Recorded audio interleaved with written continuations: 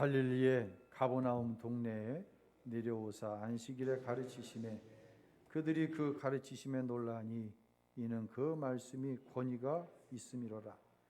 회당에 더러운 귀신 들린 사람이 있어 크게 소리질러 이르되 이 나사렛 예수여 우리가 당신과 무슨 상관이 있나이까? 우리를 멸하러 왔나이까? 나는 당신이 누군지 아노니 하나님의 거룩한 자니이다. 예수께서 꾸짖어 이르시되 잠잠하고 그 사람에게서 나오라 하시니 귀신이 그 사람을 무리 중에 넘어뜨리고 나오되 그 사람은 상하지 아니한지라. 다 놀라 서로 말하여 이르되 이 어떠한 말씀인고 권위와 능력으로 더러운 귀신을 명함에 나가는도다 하더라.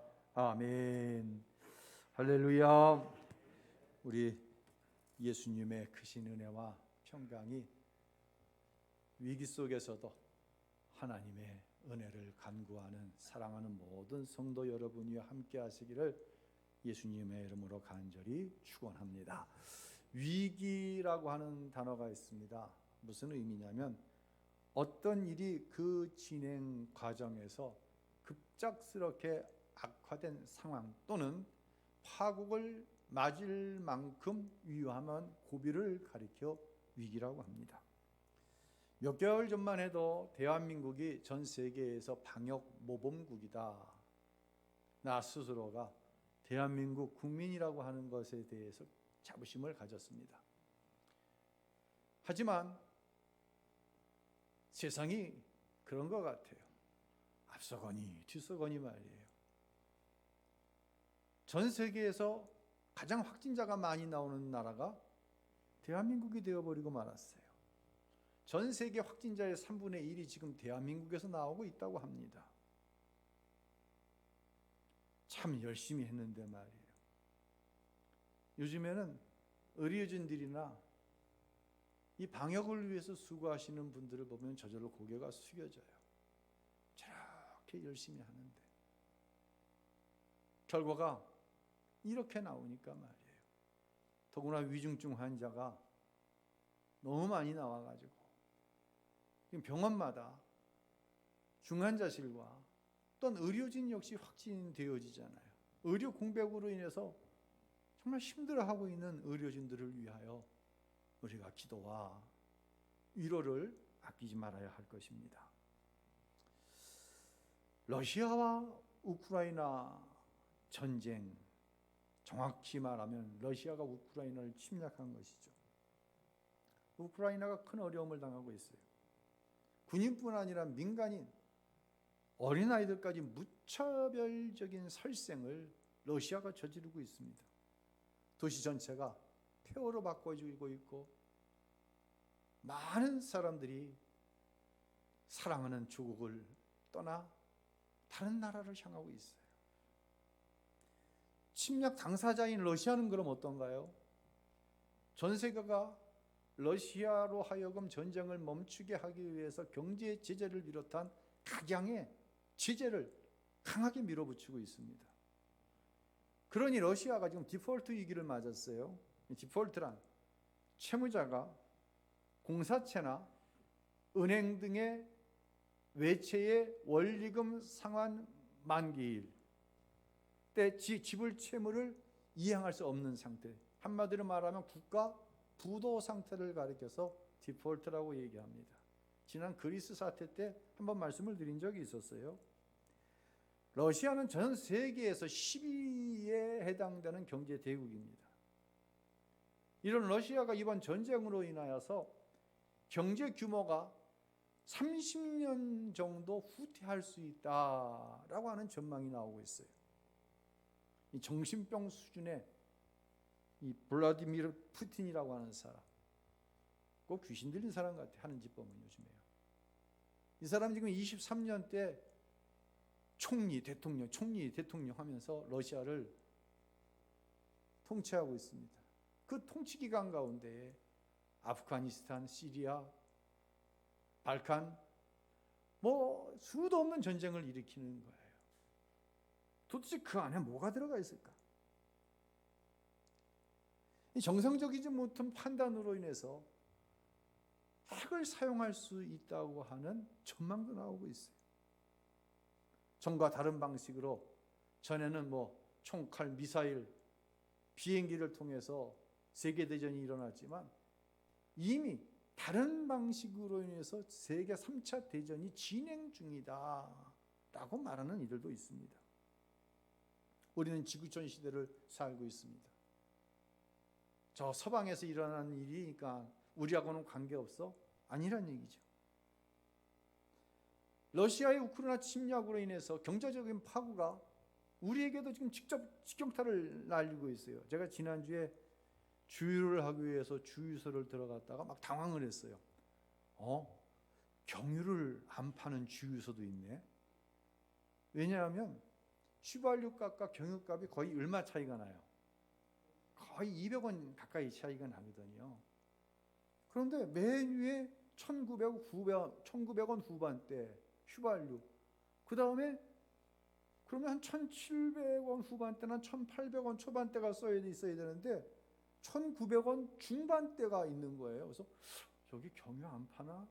자세히 살펴보니까 경유값이 1900원 중반대가 와 있는 거예요. 저는 경유 승용차를 지금 13년째 타고 있어요. 13년 타면서 1900원대 경유값은 처음 경험해봐요. 그렇죠. 아무리 비쌀 때가 한 1,500원대? 한 1,600원대? 1,600원대 간 적이 있나요? 1,500원대까지 오르는 것은 경험해 본 것 같아요. 5만 원을 넣었는데 내 눈금이 안 올라가더라고요. 다른 물가 역시 반영되고 있고 서서히 반영되는 것도 있습니다. 특히 대한민국은 자원 빈국입니다. 거의 모든 원자재를 수입하는 우리로서는 전쟁이 장기화될 때에 경제적인 위기에 직면할 수 있을 것이라고 하는 전망을 누구든지 할 수 있게 되는 것입니다. 지난 3월 4일에는 저 울진군 북면 두천리라고 하는 곳에서 산불이 시작되었어요. 무려 203시간 43분 만에 완전 진화가 된 것이 아니라 주불이 진화가 되었어요. 나머지 잔불은 하나님께서 하셨어요. 하늘에서 비가 오고. 서울 면적의 41%에 해당되는 산림과 산을 태워버렸어요. 주택도 탔어요. 시설물이 탔어요. 정확한 통계는 아니지만 계속해서 이제 피해액이 늘어나겠죠. 지난주간 피해액이 1,300억 원을 얘기하더라고요. 피해가 끝난 것이 아닙니다. 화재로 인해서 황폐화된 토양이 다시금 회복하는데 약 100년 정도가 걸린다고 합니다. 그러니까 저희 세대와 우리 다음 세대는 회복된 산을 볼 수가 없어요. 정말 그 방화로 인한 또한 실수로 인한 화재인데요. 어이가 없죠. 그런데 산불이 소방당국의 헌신적인 진화에도 불구하고 이렇게 대형화된 이유는 딴 것에 있었어요. 지난 겨울에 눈이 거의 안 왔어요. 전 그렇게 눈이 안 오는 겨울은 또 처음인 것 같아요.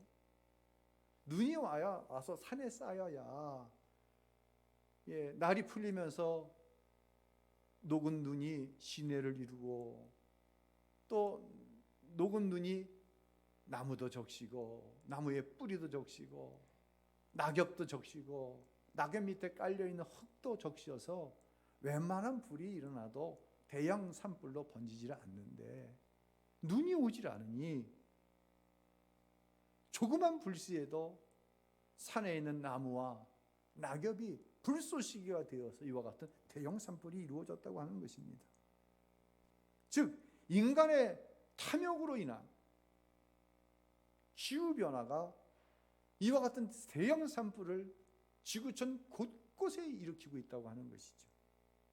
기후위기는 이미 현실입니다.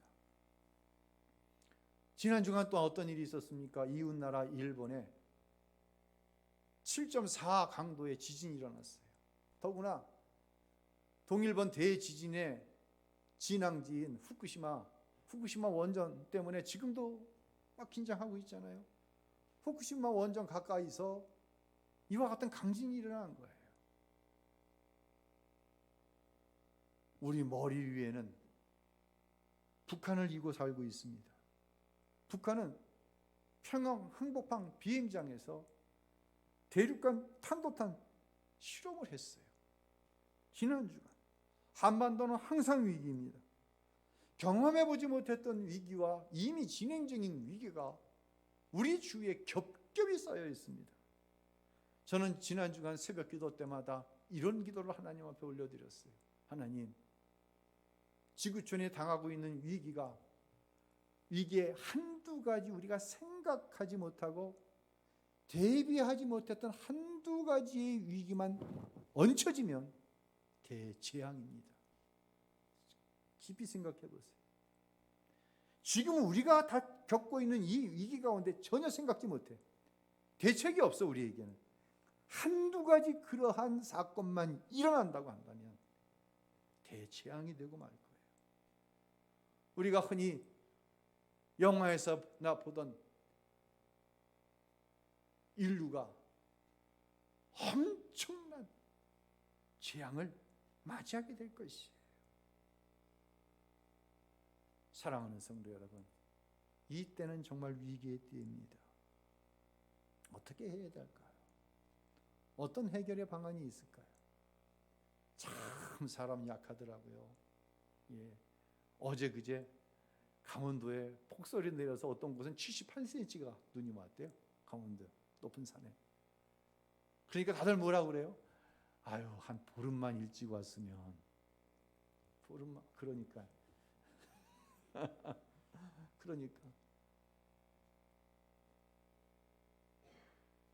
사람은 약해요. 우리가 할 수 있는 일이 없어요. 코로나19가 3년째 지속되고 있는 거예요. 지진 어떻게 할 거예요? 인간의 욕망으로 인한 전쟁 어떻게 할 거냐고. 본문으로 돌아가도록 하겠습니다. 오늘 본문의 말씀은 예수님께서 사역 초기에 가버나움이라고 하는 곳에서 안식일 날 회당에서 가르치실 때에 일어난 일이에요. 31절, 32절을 읽겠습니다. 갈릴리의 가버나움 동네에 내려오사 안식일에 가르치심에 그들이 그 가르치심에 놀라니. 아멘. 예수님 당시에 많은 율법 교사들이 있었죠. 이들은 자기 스승인 율법 교사에게 배워가지고 사람들에게 율법을 가르쳤어요. 그런데 예수님은 목수의 아들로 태어나셔서 어떤 스승에게 율법을 배우신 적이 없었어요. 근데 그 율법을 강론을 하시는데 그 권위가 사람의 권위가 아니었어요. 이게 하나님으로부터 온 권위라고 하는 사실이 예수님의 말씀을 듣는 사람들에게 그대로 느껴졌어요. 이 권위에 대해서 주석은 다음과 같이 설명을 합니다. 우리 한번 작은 목소리로 읽어볼까요? 권위는 합법적으로 다른 사람을 통제하고 영향을 줄 수 있는 권리입니다. 예수님의 가르침에는 그대로 받아들일 수밖에 없는 힘이 있었습니다.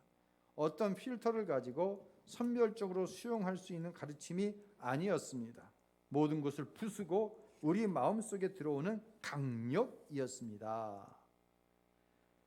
예수님께서 세상이 줄 수 없는 권위를 가지고 말씀을 하시자 즉각적인 반응이 일어났어요. 제일 먼저 반응한 게 누구예요? 귀신이었습니다. 34절부터 36절 읽겠습니다. 회당에 더러운 귀신 들린 사람이 있어 크게 소리질러 이르되 아 나사렛 예수여 우리가 당신과 무슨 상관이 있나이까? 우리를 멸하러 왔나이까? 나는 당신이 누군 줄 아노니 하나님의 거룩한 자니이다. 꾸짖어 이르시되 잠잠하고 그 사람에게서 나오라 하시니 귀신이 그 사람을 무리 중에 넘어뜨리고 나오되 그 사람은 상하지 아니하니라. 아멘. 악한 귀신이 거하는 거처는 사람의 마음이에요. 왜 사람의 마음에 귀신이 거할까요? 마음에는요, 귀신이 좋아하는 것들이 많이 있어요. 귀신이 먹을 거리가 많다는 거예요. 욕심, 교만, 탐욕, 집착, 정욕, 음란, 미워하는 마음, 투기하는 마음 등 쉴 수 없이 귀신이 좋아하는 마음들이 있는 거예요. 사랑하는 성도 여러분, 이 러시아 대통령 푸틴 마음속에 탐욕이 있었어요. 흔히 얘기하는 소비에트 연방공화국 구소련에 대한 동경이 있어요. 소련에 대한 추억을 가지고 다시금 주의 나라들을 침략하거나 합병시켜서 옛 소련의 영광을 되찾자. 그 탐욕 속에 저는 귀신이 역사했다고 봐요. 사람의 목숨을 이렇게 함부로 할 수가 없어요. 그리고는 진짜 전쟁을 일으킨 이유에 대해서는 거짓말을 해야 됩니다. 이 정체가 무엇인지 한번 요한복음 8장 44절을 통해 보겠습니다. 읽습니다. 너희는 너희 아비 마귀에게서 났으니 너희 아비의 욕심대로 너희도 행하고자 하느니라. 그는 처음부터 살인한 자요, 진리가 그 속에 없으므로 진리에 서지 못하고 거짓을 말할 때마다 제 것으로 말하느니 이는 그가 거짓말쟁이요 거짓의 아비가 되었음이라. 아멘. 그는 처음부터 살인자입니다. 그는 거짓말쟁이입니다. 그는 남의 것을 빌어서 거짓말하는 것이 아니라 자기 스스로 거짓의 아비이기 때문에 그 안에는 거짓으로 넘쳐납니다. 자, 어떻게 해야 될까요? 권위를 설명할 때 권위는 모든 것을 부수고 마음속에 들어오는 강력한 힘이라고 말씀드렸어요. 오직 예수님의 권위를 가지고 귀신을, 마귀를 대적해야 합니다. 가끔가다요, 이 두 인격 아니면 다중인격을 가지고 귀신이 밖으로 인격을 표출할 때가 있어요. 그럴 때 친절하게 너 왜 이래? 너 병원에 가보자. 귀신은 그렇게 할 수 있는 게 아니에요. 귀신은 오직 누구의 이름? 누구의 이름? 예수의 이름. 할렐루야. 예수의 이름으로 명하노니 간사하고 거짓말이고 사악한 귀신아, 예수의 이름으로 떠나갈지어다. 떠나갈지어다. 선포하시기 바랍니다. 안절부절을 못하고 경험이 없으니까 때로는 그 안에 뱀이 꽈리를 틀고 앉아있는 것처럼 꽈리를 틀고 거짓말하면서 역사하는 이 귀신의 역사 역시 예수의 권위 위에는 쫓아낼 방법이 없다고 하는 것이에요. 제가 지난주에 이 누가복음 4장을 묵상하고 새벽기도에 같이 여러분과 은혜를 나누면서 설교는 5장 넘어가서 주석적으로 했지만 제 개인적으로는 예수님의 이 권위를 5장에서도 계속해서 한번 적용을 해봤어요. 그랬더니 정말 얼마나 은혜가 되었는지 몰라요. 자, 5장을 한번 넘어가 보겠어요. 5장에 넘어가면 이제 예수님께서 게네사렛 바닷가에 호숫가에서 말씀을 전하십니다. 말씀을 전하실 때 많은 사람이 모여들었어요. 정확한 표현으로 하자면 이미 예수님의 말씀에 은혜를 받은 사람들이 예수님께서 게네사렛 호숫가로 이제 피해 가신 거거든요. 너무 힘드시고, 또 다른 곳에 복음도 전해야 되겠지만, 그랬더니 어느새 그걸 알고 사람들이 이 게네사렛 호숫가에 막 모여든 거예요. 이제 사람들이 말씀을 사모하니까 말씀을 전해야 되는데 문제가 있어요. 지금 예수님이 쓰신 위치가 어느 위치냐면 우리로 말하자면 바다가 있으면 모래사장이 있잖아요. 모래사장 끝과 물이 닿는 부분, 거기까지 예수님께서 밀려가셨어요. 왜? 사람들하고 좀 떨어져야 다 볼 수 있잖아요. 제가 지금 한눈으로 다 못 보잖아요, 여러분. 그래서 찬양대 볼 땐 또 이렇게 돌리잖아요. 또 이렇게 돌렸다가 이렇게 돌렸다가 어느 정도 떨어져야 돼요. 근데 방법이 없어요. 물로 들어갈 수도 없고. 그래서 이렇게 뒤를 보니까 배 두 척이 있어요. 그 중에 배 한 척이 시몬이라고 하는 베드로의 배입니다. 베드로에게 부탁을 하죠. 배를 좀 물에서, 이 물가에서 좀 띄자라고 이야기를 하십니다. 그런데 베드로는 지금 밤새 고기를 잡고 너무 피곤해요. 그 상태에서 그물도 다 손질하고 배도 깨끗하게 청소하고 이제 퇴근하려고 하는데 예수님께서 배에 무조건 올라타셔가지고는 좀 배를 좀 띄자고 부탁을 하는 거예요. 야, 이거 봐라, 이거 뭐 처음 보는 예수라고 하는 청년이 정말 피곤한데 집에 가고 싶은데 배를 좀 띄라고 하네. 더구나 예수님께서 말씀을 다 마치신 후에는 뭐라고 그래요? 깊은 곳에 가서 베드로에게 그물을 내리라고 그러시는 거예요. 아니, 고기가 모이는 한밤중에도 고기를 잡았어요, 못 잡았어요? 성경에 보면 한 마리도 못 잡았다고 말씀하는 거예요. 그래서 지금 더 피곤하고 짜증이 여기까지 몰려 있는 거예요, 지금. 근데 고기가 잡히지 않는 시간, 고기가 몰리지 않는 깊은 곳에 그물을 던지라고? 아이고, 이거 도대체 뭔 얘기를 하는 거야. 도저히 순종할 수 없는 말씀을 지금 예수님께서 하고 계시는 거예요. 저도 지금껏 이 설교를 수도 없이 하고 이 가르침을 수도 없이 여러분에게 드렸습니다. 어떻게 해서 베드로가 많은 고기를 잡았다고요? 순종할 때. 맞습니다. 그런데 이 사장 권위를 여기다 적용을 해보니까 비교할 수 없는 더 깊은 은혜가 있는 거예요. 자, 우리 5장 3절로 6절 한번 읽겠습니다. 예수께서 한 배에 오르시니 그 배는 시몬의 배라. 육지에서 조금 떼기를 청하시고 앉으사 배에서 무리를 가르치시더니 말씀을 마치시고 시몬에게 이르시되 깊은 데로 가서 그물을 내려 고기를 잡으라. 시몬이 대답하여 이르되 선생님, 우리들이 밤이 새도록 수고하였으되 잡은 것이 없지만은 말씀에 의지하여 내가 그물을 내리리라 하고 그렇게 하니 고기를 잡은 것이 심이 많아 그물이 찢어지는지라. 자, 시몬 베드로가 순종했어요. 그래서 그물을 내린 것 같아요. 맞는 얘기예요. 틀린 얘기는 아니에요. 근데 그것이 다가 아니에요. 피곤합니다. 짜증스럽습니다. 배고픕니다. 빨리 집으로 퇴근하고 싶습니다.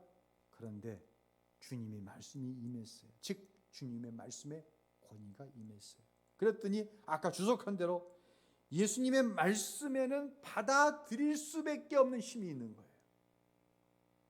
어떤 필터를 가지고, 상황이라고 하는 필터, 내 피곤함, 내 짜증이라고 하는 필터를 가지고 부분적, 선별적으로 수용할 수 있는 가르침이 아닌 거예요. 베드로가 순종하였지만 베드로가 순종할 수밖에 없는 권위가 예수님께 있었던 거예요. 이 권위로 하여금 예수님이 순종한 거고, 이 권위가 여러분을 오늘 하나님의 성전에 나오게 하고, 이 권위가 이 코로나 시국 가운데서도 찬양대로 섬기게 하고 교사로 섬기게 하는 거예요. 이 권위가 아니라고 한다면 얼마나 내가 하나님 앞에 예배하고 하나님 앞에 맡겨진 사명을 감당해 나아가는데 가로막는 필터가 우리의 삶에는 얼마든지 있다고 하는 거예요. 내가 순종했지만 내가 순종한 것이 아니라 하나님의 말씀의 권위가 살아 역사하셔서 오늘날 저와 여러분이 이곳에 있게 된 줄로 믿으시기를 바랍니다. 예수님의 권위는 사람과 영적인 존재인 귀신에게만 나타난 것이 아니에요. 예수님께서 제자들과 함께 갈릴리 호수를 배를 타고 건너실 때에 심한 풍랑이 일었습니다. 제자들이 죽게 되었다고 합니다. 예수님께서 명하십니다. 파도요 잠잠하라 할 때에 말씀의 권위로 인해서 자연까지도 파도까지도 잠잠하게 된 줄로 믿으시기를 바랍니다. 이뿐 아닙니다. 10교회를 혈루증으로 앓던 여인이 예수님의 옷깃만 만져도 나을 것 같은 믿음이 있을 때 그 믿음으로 그 여인은 치유를 받았습니다. 예수님의 권위입니다. 그뿐 아닙니다. 죽은 지 이미 사흘이 지나갔고 썩은 송장 냄새가 나는 나사로의 무덤 앞에 가서 예수님이 권위의 말씀을 가지고 명하십니다.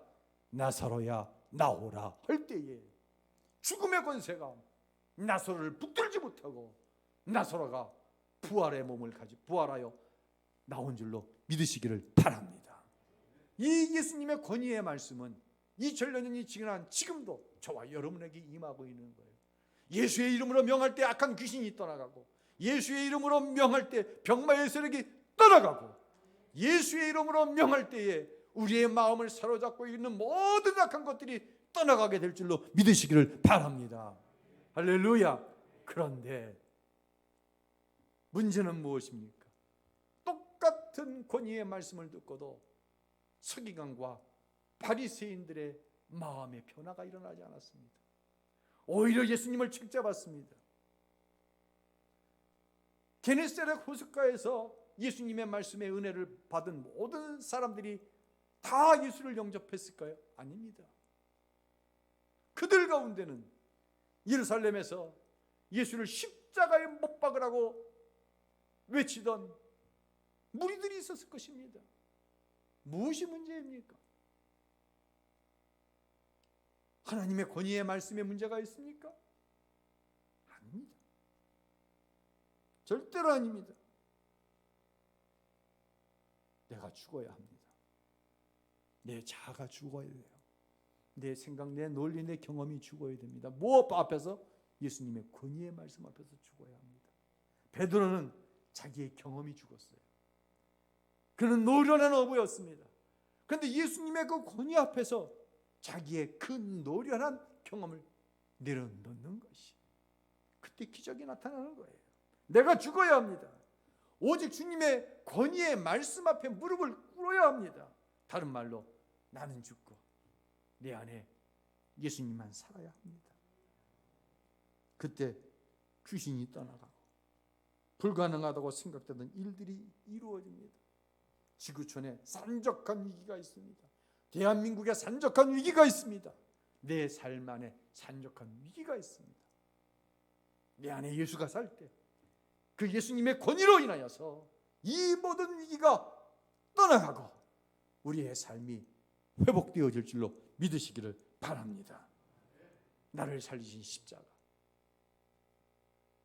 사순절, 나를 살리신 십자가 앞으로 가까이 나아갈 수 있으면 좋겠어요.